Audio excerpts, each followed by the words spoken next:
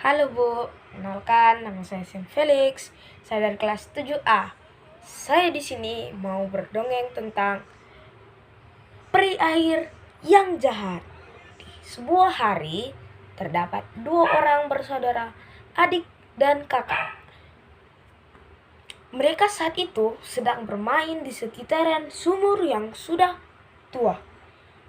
Tanpa sengaja, mereka jatuh ke dalam sumur itu.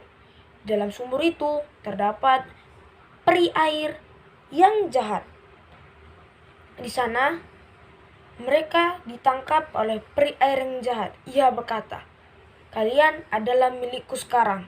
Kalian harus bekerja keras untukku."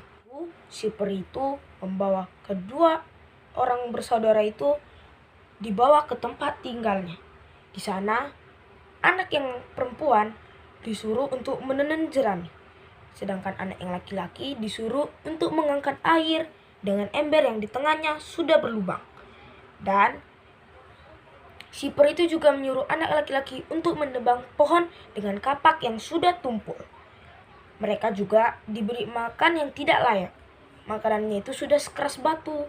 Akhirnya kedua anak itu sudah tidak tahan lagi dengan perilaku peri yang jahat itu. Jadi mereka memutuskan untuk kabur dari rumah peri yang jahat itu. Mereka menunggu si peri jahat itu untuk pergi dari rumah itu. Saat si peri jahat itu sudah pergi, mereka langsung lari dari rumahnya si peri jahat itu. Saat peri jahat itu pulang ke rumah, ia melihat sudah tidak ada dua orang bersaudara itu lagi. Seketika ia mengikuti jejak dari mereka berdua. Saat peri jahat itu terlihat dari jauh oleh kedua anak itu, maka anak yang perempuan melemparkan sisirnya ke belakang. Seketika terbentuklah bukit yang sangat besar yang terdapat sebuah tombak-tombak beribu-ribu.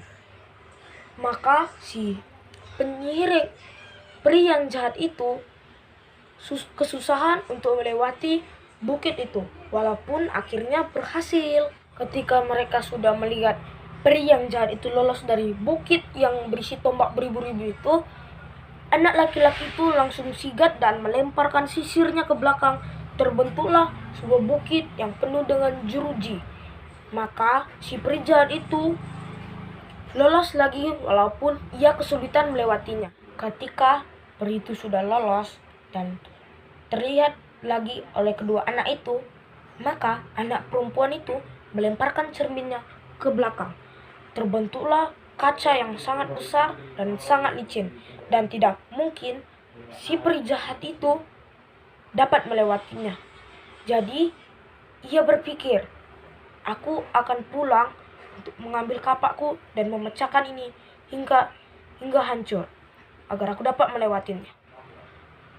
Lalu anak itu berkata kepada peri itu, "Kamu tidak bakalan bisa menangkap kami lagi, dasar peri jahat." Lalu peri itu pergi kembali ke rumahnya untuk mengambil kapaknya.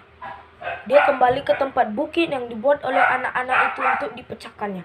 Saat dia memecahkan, dia melihat anak-anak itu sudah lolos dari sumur yang tua itu. Seketika dia langsung pulang ke rumah karena ia tidak bisa keluar dari sumur yang tua itu. Sekian cerita dari saya dan terima kasih.